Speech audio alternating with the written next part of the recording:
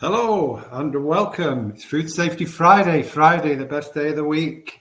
Weekend is upon us. So everybody's happy. It was Thanksgiving in the US tomorrow. So if any of you are here from the US, hope you had a good day. It's Black Friday now. You're spending all your money in the sales. So yeah, Patricia from New Jersey. Few there. Seneca from the US, from Phoenix. And then obviously we've got Wasi Asghar. How are you doing, Wasi? Oh, good evening, good afternoon, good morning. Thank you so much, Simon. I'm good. I'm doing good. How are you? I'm good. I'm always good on a Friday. And today we're going to be talking about Codex. Well, the title is Awareness Session on the Role of Codex Alimentarius Commission in Global Food Safety Standards. So looking forward to it. Tell us where you're joining from in the sidebar. It's always good to know. Steve from the UK, Ian from Scotland, Victor from Nigeria, literally Iram from Pakistan, Sanjeewa from Sri Lanka, literally all over the world. We've got 987 people registered today. So I'm going to play this. Amazing. I'm going to play the sponsors ads and then we'll get straight into the presentation in a couple of minutes. Okay.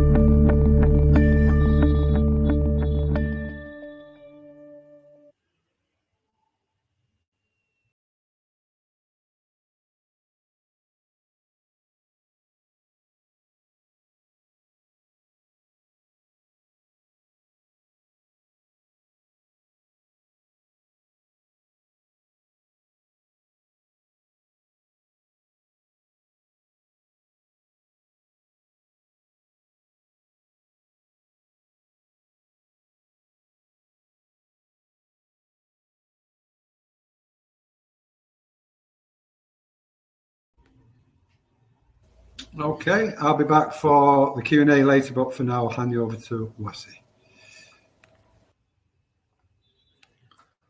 Thank you, Simon.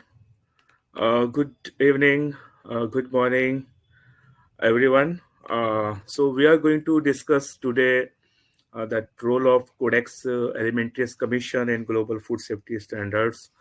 And I think this is the most important topic, which as a food business operator, which as a food professional, we should know. So in today's session, we will be just discussing general points just for the understanding of the role of the Codex.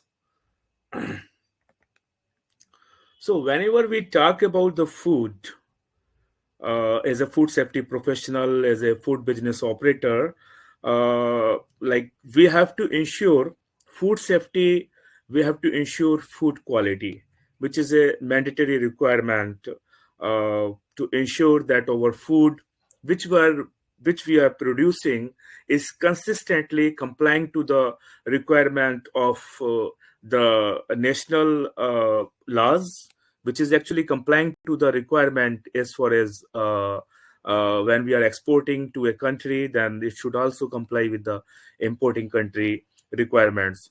So in order to ensure that our food is consistently complying to the norms established by the national regulatory bodies or the international bodies, it is important that we have to refer to certain standards, certain code of practices, certain guidelines. We have to implement, we have to ensure that whatever raw material we are receiving is having a specification and is being accepted only when there are established specifications. When we are exporting or when we are putting a food means like out of our factory, we have to ensure that the finished good is complying to the norms. And in order to ensure, we have to implement certain codes of practice, which also includes implementation of food safety management system. So when we talk in terms of the consistently complying to the food safety requirement, and when more importantly, when we are into export and import, global harmonization becomes the natural requirement. And when we talk about the global harmonization, Codex Alimentarius is a natural choice for us. So Codex Alimentarius Commission is it's a international standard setting body established jointly by Food and Agriculture Organization of United Nations and World Health Organization in 1963. The objective of the Codex is very clear. It is to protect the consumer health, ensuring fair trade practices, and promoting the development of food safety standards. So when we are into food business, two important elements which are very critical is one, to ensure that that the consumers who are consuming our food is always safe, and there are fair trade practices. So Codex Alimentarius Commission covers both of these elements as an objective. The core purpose of the Codex is what is mentioned here. Apart from it, it is also covers the promoting the development of the food safety standards. At present, there are 189 member countries and 188 member countries and 1 member organization. So the development of standards or the code of practice or the guideline follows by the consensus-based approach, which makes it truly global, truly acceptable, because all the member countries participate in the development of a codex standard. So in general, Codex Alimentarius, like it's a Latin word which means food code, is actually collection of internationally adopted food standards and related texts. It's a collection of standards. It's a collection of code of practices. It's a collection of codes of hygiene practice, guideline and other recommendation established to protect the health of consumers and to ensure fair practices in food trade. And scope of Codex covers all the principal foods, whether it is in the form of the raw material, whether it is in the form of semi-processed, whether it is finished good like the processed one. So it covers all the products. In general, it also includes various other provisions like food hygiene, food additives, residue of pesticide and veterinary drugs, contaminants, labeling and presentation, method of analysis and sampling, import and export inspection and certification. For example, for food hygiene, there is a Codex Committee on Food Hygiene, that is CCFH. For food additives, there is a Codex Committee called Codex Committee on Food Additives. For the residues of pesticides, there is a committee like Codex Committee on Pesticide Residues. And then residues of veterinary drugs, there is a Codex Committee, that is Codex Committee on Residue of Veterinary Drugs in the Food. Then for the contaminants, there is a committee, that is Codex Committee on the Contaminants in the Food. Then Codex Committee on Food Labeling. Similarly, CCMAS is there, that is Codex Committee on Methods of Analysis and Sampling. And the most important in terms of the import and export, there is a committee called CCFIX, that is Codex Committee on Import and Export Inspection and Certification System. So in general, when we just think about the codex, one question always comes to our mind, whether codex is a voluntary or it's a mandatory. So codex, we can say it is actually a voluntary standard. It is a voluntary one. But when a nation adopts codex standards by the law, it becomes mandatory for that country. Although it is voluntary requirement, so it is up to the food business operator whether he has to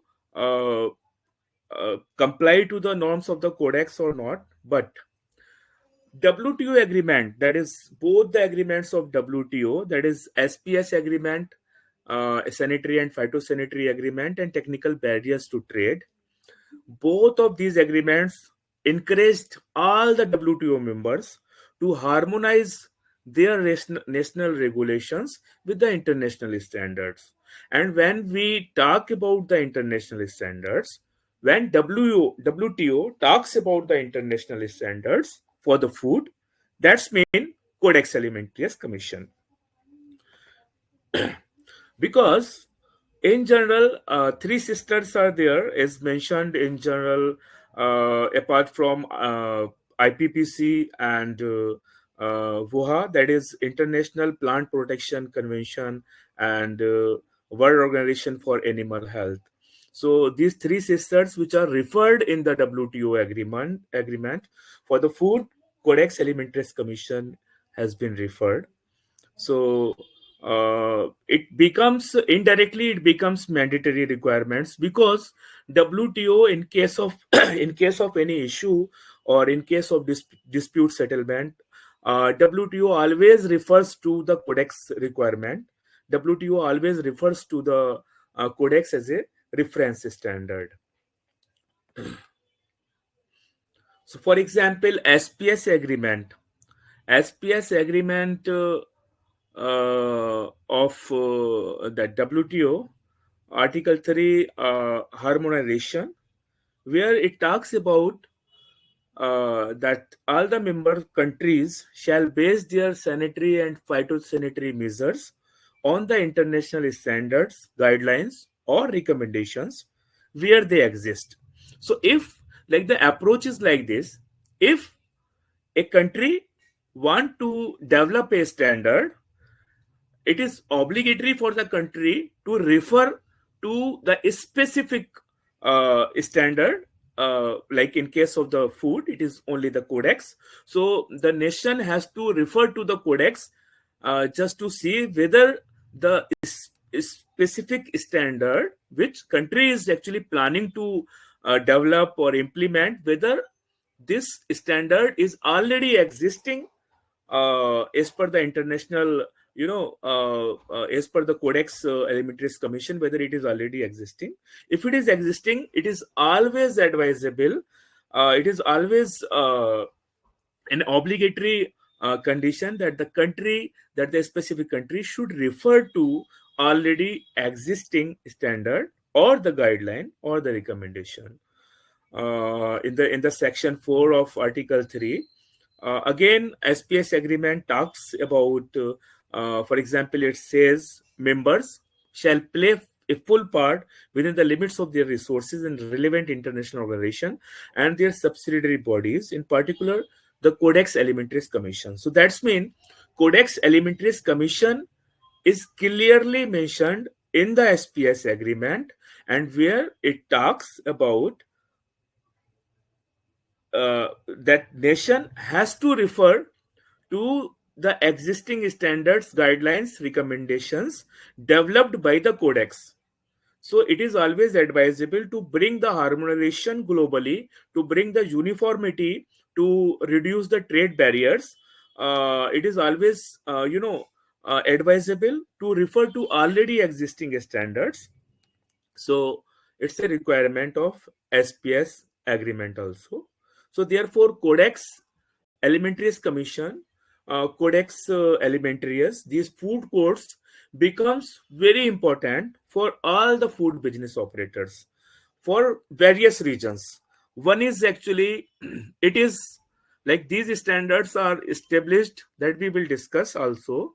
These standards are established by the consensus, by the representation from the different countries. For example, it present 189 member countries, 188 member countries, and one European Union is there. So representatives from experts from the different countries come together, make a consensus on a particular standard. So that's mean automatically there is a consensus on the well-established standards. So it becomes, always good for the food business operators, for the food professionals, for the regulatory bodies, for the national regulatory bodies, for the international regulatory bodies, to refer to already existing standards or the guidelines or recommendations, and to learn from that.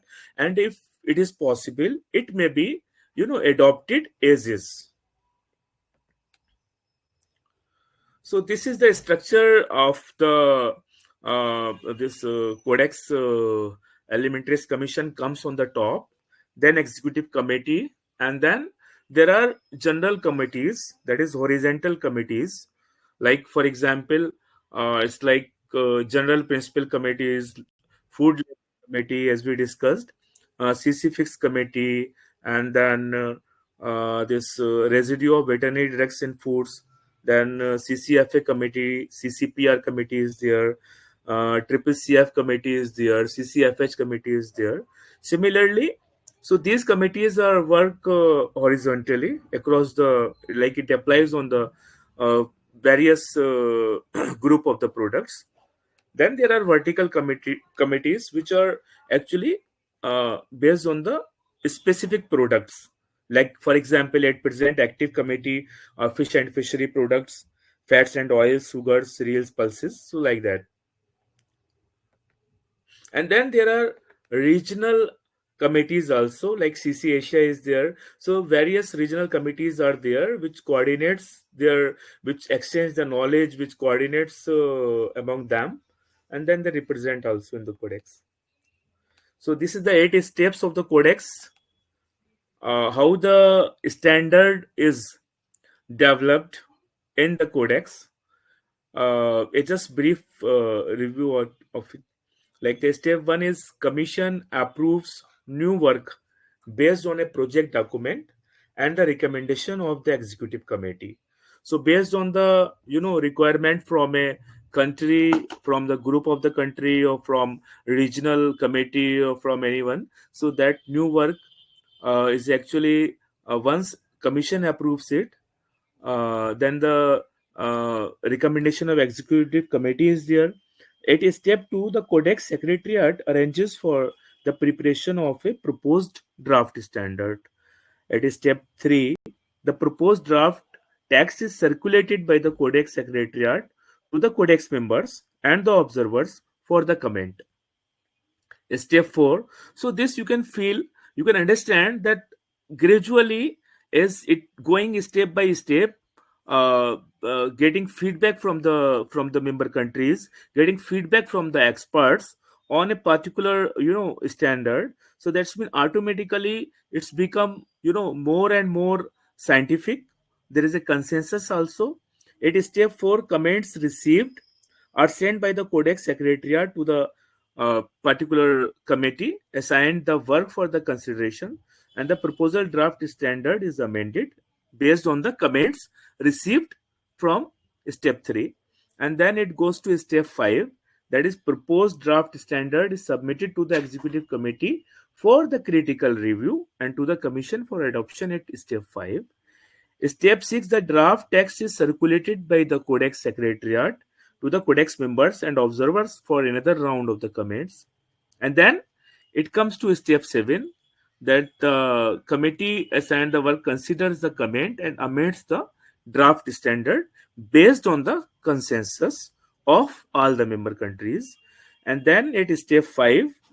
It's the last step, and here the draft standard is submitted to the executive committee for the critical review, and then it is forwarded to the commission for the adoption as a codex standard.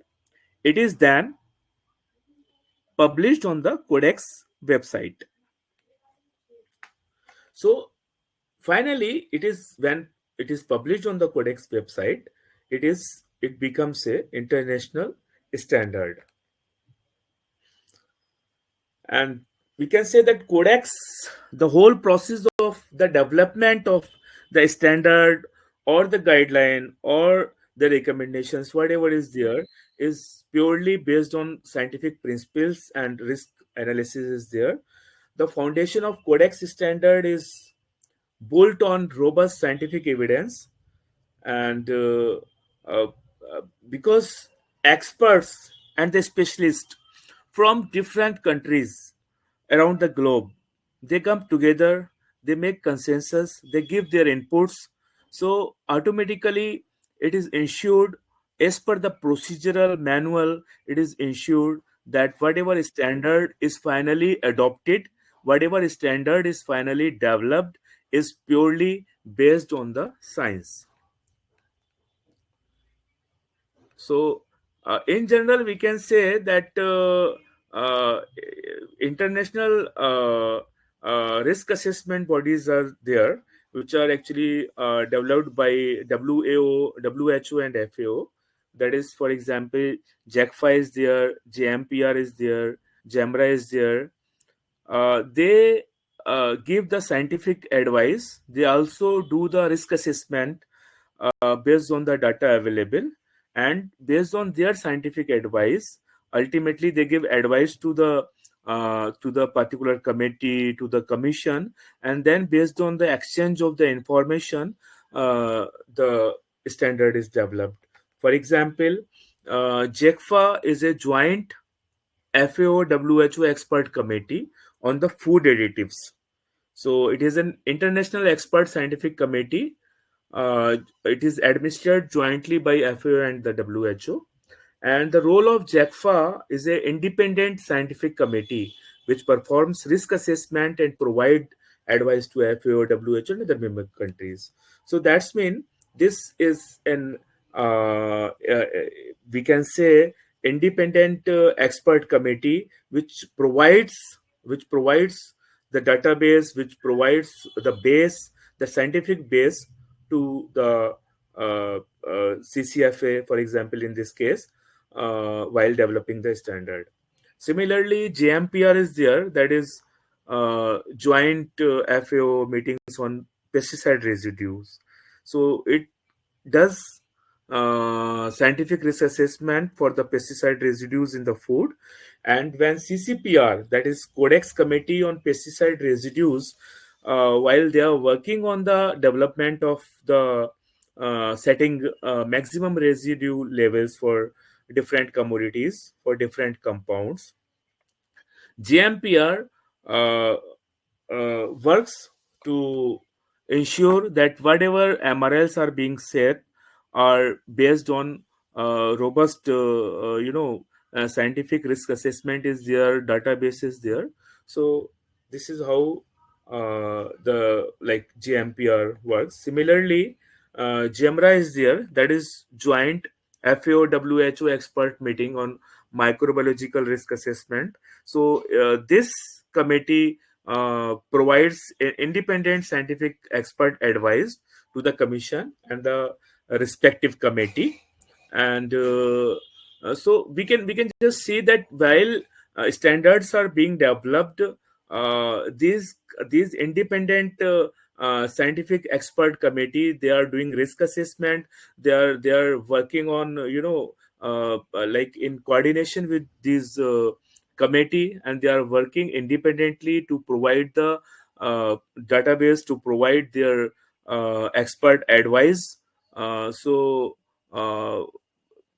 we can say that whatever standards are being developed by the Codex is having consensus, number one, scientific base, number two, risk assessment has been done. So when the individual member countries, they are adopting a particular standard, there is always a confidence level that whatever data is already available, or whatever standard is already developed, is purely based on the scientific advice only. So now this is the website of the Codex Alimentarius Commission. In this, we can say that Codex text, here standards are there. It's like freely available. Anyone can see and can go and visit and download the standard of its own interest, like whatever commodity they are handling or they are dealing, whatever systems they are implementing. So they have to search here and then they have to download, and it's like freely available. It's like if they want to adopt it as is, as an individual, for the knowledge purpose also, it is always good to go through the standards, to read and understand, to compare it, whatever existing standards are there. So in the codex text, there is a standard, then guidelines, code of practices is there, maximum residue level, miscellaneous, and codex database is there. So for example, if we, like from here, if we just click on the standard, all the standards so far which are active will come here, and it will show like the reference number, the title of the standard, the committee which is responsible for the development or the review or the amendment of the standards, that committee will come, and the last modified date will be always there. So any standard, for example, any of the standard which actually a particular food business operator is interested, they can actually just from here they can download the particular standard of their choice. Similarly, there are guidelines, general guidelines on claim, guidelines on nutritional labeling. So here like the committee name is also given. So for example, general guidelines on the claims, it's a part of Codex Committee of on food labeling, so last modified 2009. Similarly, guideline on nutritional labeling, that is also work of CCFL, and it was last modified in 2021.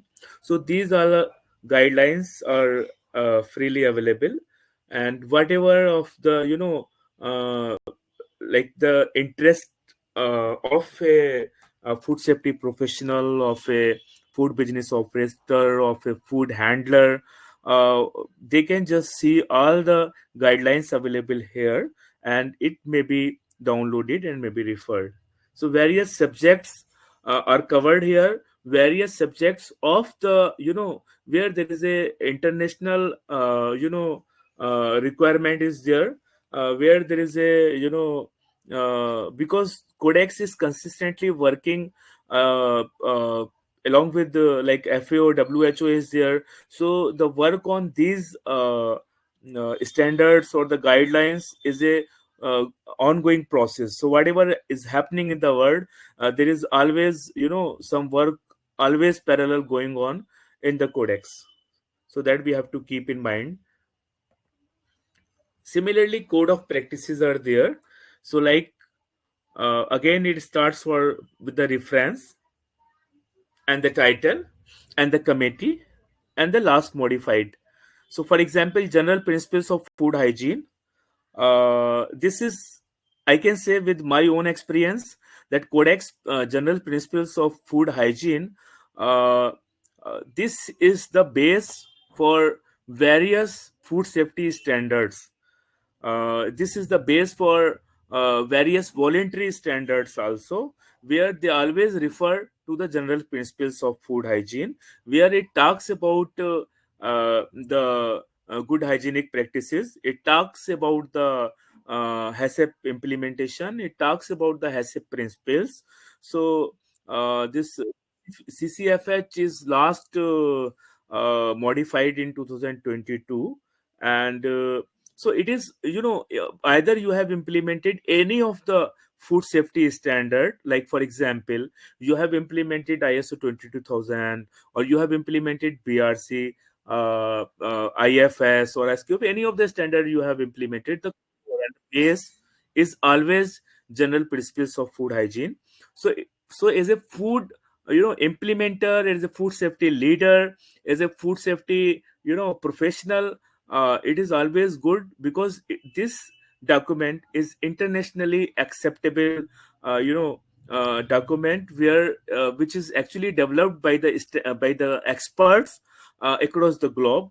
So this can be, like, for example, in this case, 189 member countries, 189 representatives are there. So whatever, if you have understood, you have referred to this general principles of food hygiene, you will see that all the other standards, like voluntary standards, are based on this one. Similarly, there is code of hygiene practice for canned fruits and vegetable products. So there are various code of hygiene practices standards are there. So whatever standards is like of your choice, these can be downloaded and referred.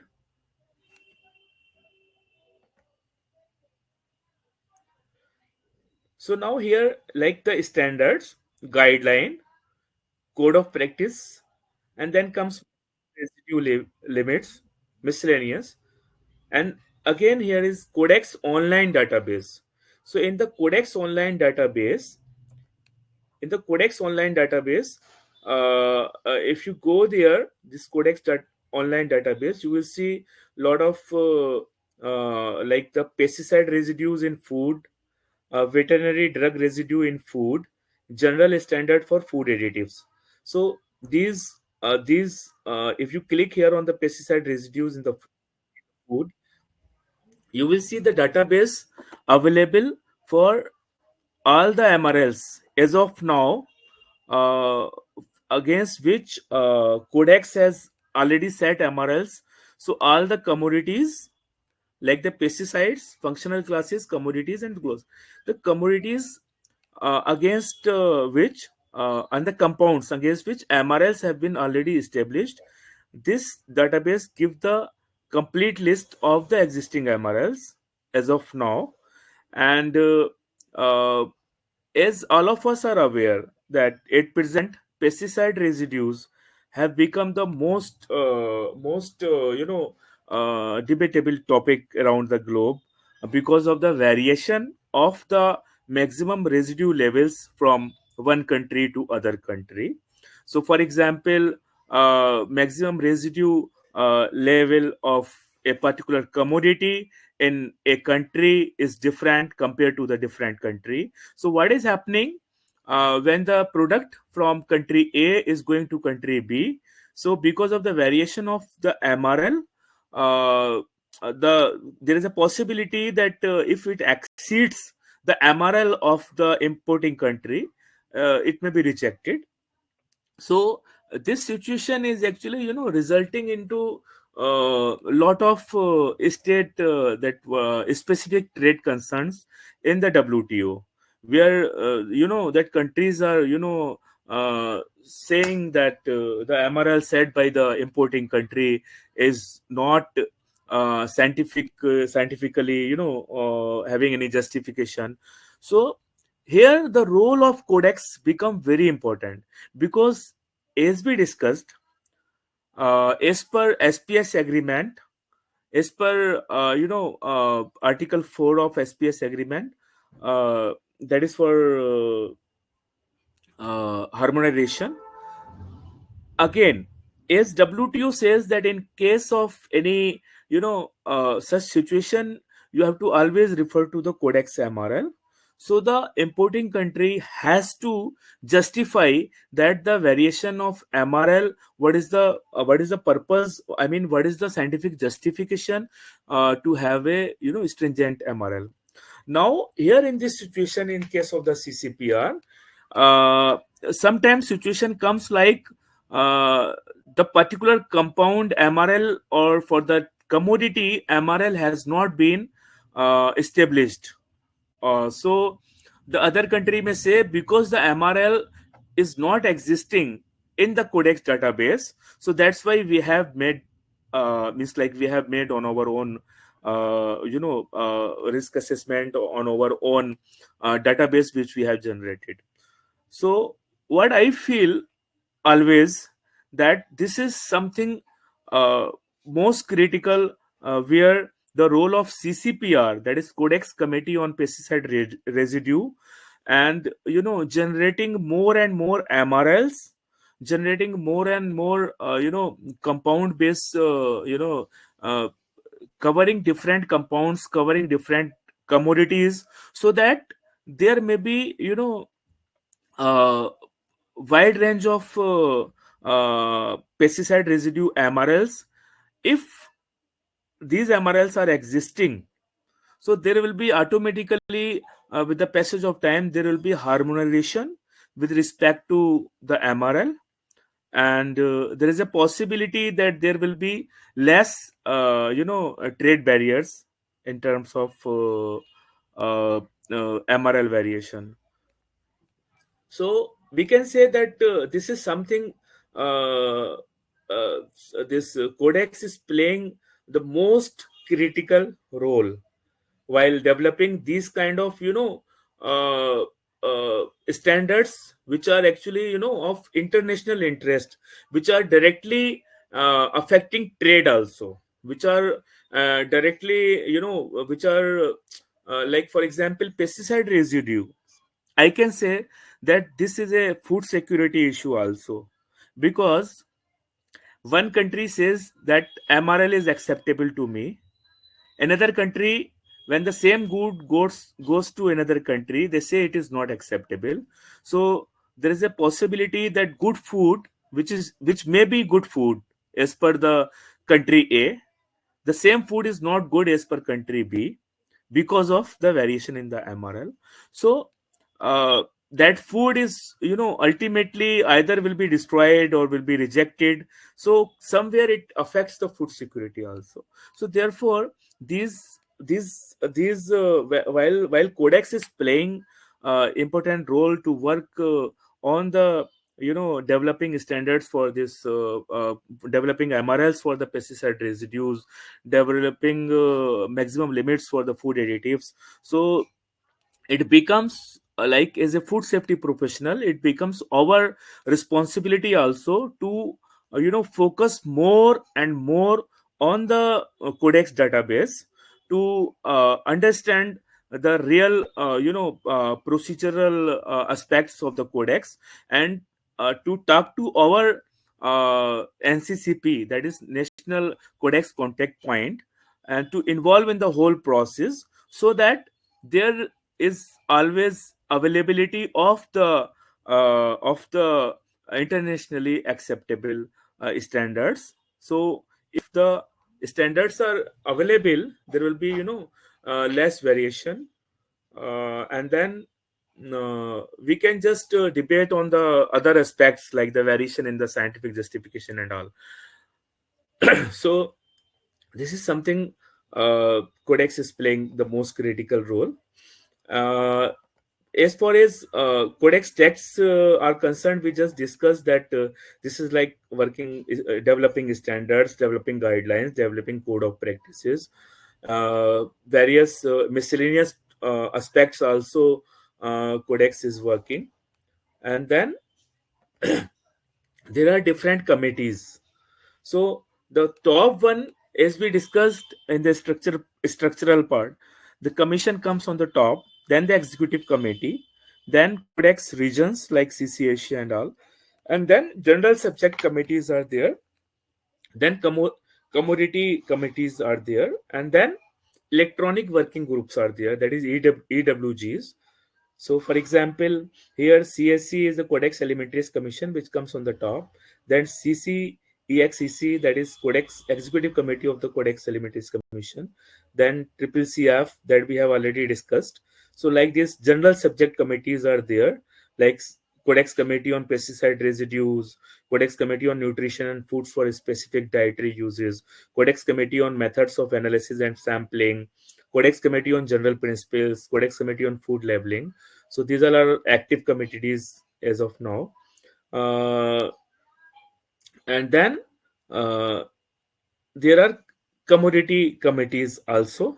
So commodity committees, like these are specific product or product group committees. For example, Codex Committee on Fish and Fishery Products, Codex Committee on Fresh Fruits and Vegetables. So based on the priority set by the this commission or the executive committee, they just give preference and then start working on these aspects. So when a standard is published, it is always having certain codes like CXG 1979, CXC 1969, CXX. CXG, G means guideline. So CXG is always a document, a particular document, internationally adopted, published document, which is a guideline. So, for example, CXG G is guideline. One is the sequential number, and the 1979 in this case is actually the when it was first established. Similarly, C is code of practice, and the S CXS is Codex standard. And it follows the same pattern, like the one is the serial number and the year of the adoption or the issuance. So a documents, like for example, I have taken a standard. Here we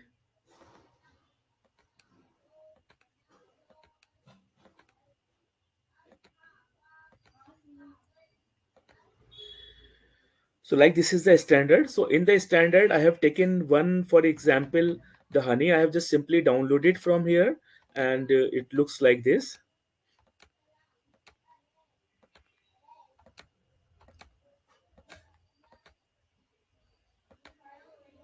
So it looks like this: Codex Alimentarius International Food Standard, and that is CXS 121981. That is CX 121981, adopted in 1981, revised in 1987, 2001, and amended in 2019 and 2022. So all these standards are available, and it looks like this. Like it covers all the aspects. This is 8-page document. So it normally covers like the scope, and then the description of the product, essential composition and the quality factors, then the food additives.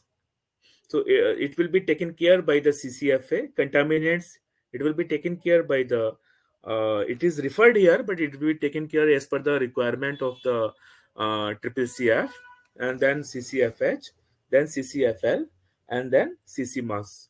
So all these references will be there in this document, which is internationally acceptable, internationally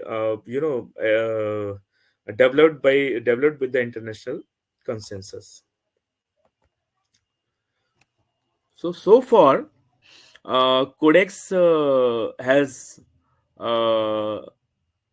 published 87 guidelines, 57 codes of practice, 237 standards, 133 maximum levels and guideline levels for the contaminants in food, covering 18 contaminants, 4693 maximum levels covering 393 food additives and group of food additives, 6384 maximum residue levels for different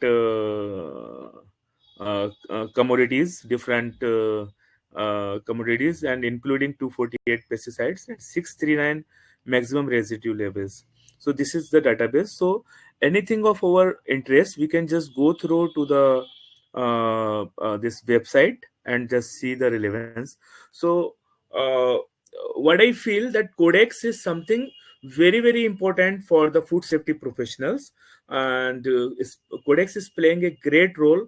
And as a food safety professional, we have to familiarize ourselves with all the working, all the whatever Codex is doing, whatever Codex has developed so far. So the commodity of our interest, or the particular challenge which we are facing in our industry, we can just refer to the already existing database in the Codex. Thank you so much. Stay blessed.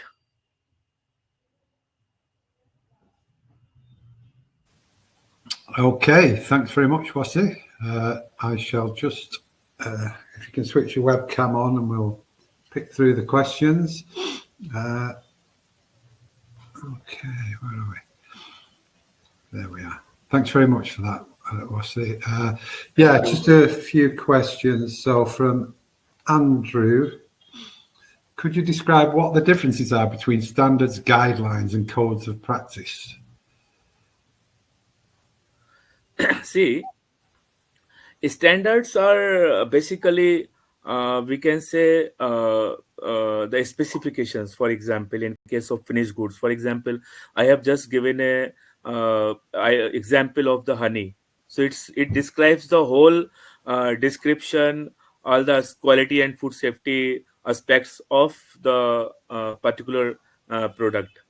Code of practice is actually certain recommendations or the procedures which we implement to comply with the standard. To ensure that we are complying to the standard, we have to follow certain codes of practice. For example, to ensure that our food is always safe, we have to follow the code of that food hygiene practices. These code of practices are basically the procedures to comply with the to ensure that standards are being complied. Guidelines are actually, the overall guideline is just to understand the how to understand the standard, how to implement the code of practices, and various other procedures which are as a part of developing a standard. Various other procedures are there. So guidelines are just supporting the whole system of the codex. Okay. Thank you. Vinod is asking, any certification can be issued to organise based on the codes of practice on food hygiene?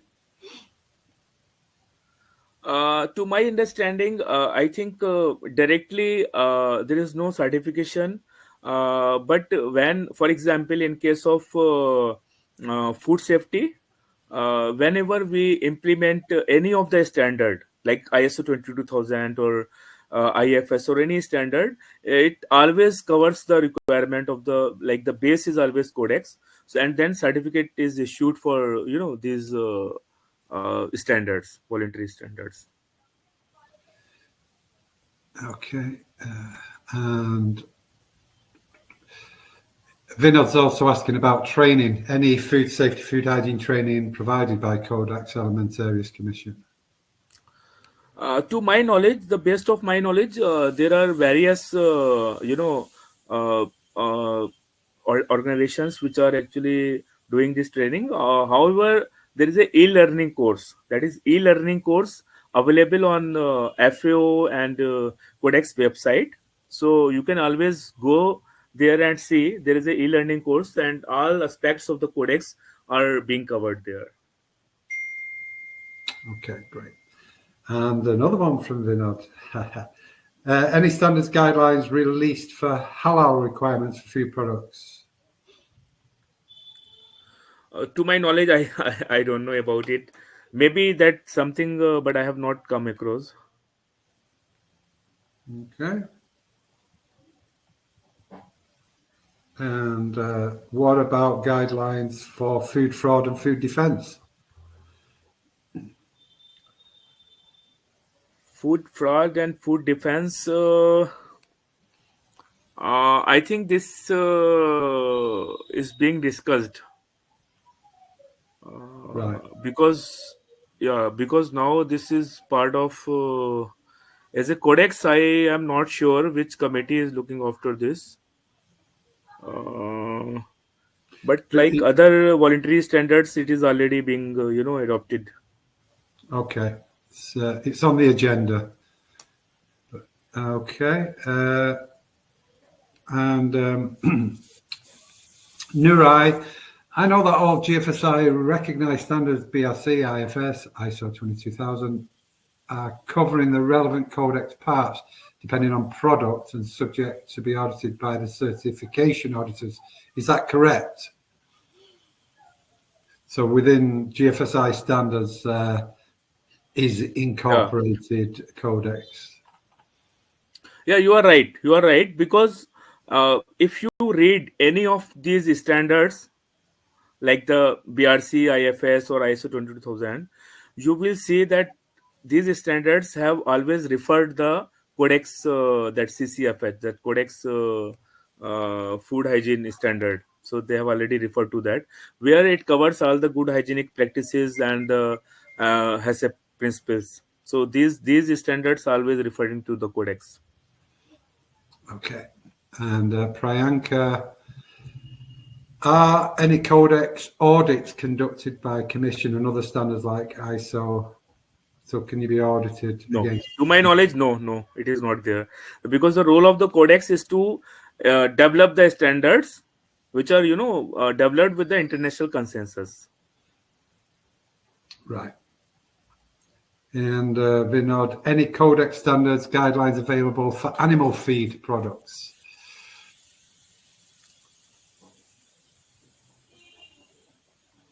That you have to see, because there are a number of standards. It's like you can go on the website. These all aspects are freely available, so you can always see, just to see of the product of your choice, you can always refer to the website. Okay. And one more from Vinod. Any code of practice guidelines released by Codex Alimentarius Commission to address climate change? Is that in their scope at all or not?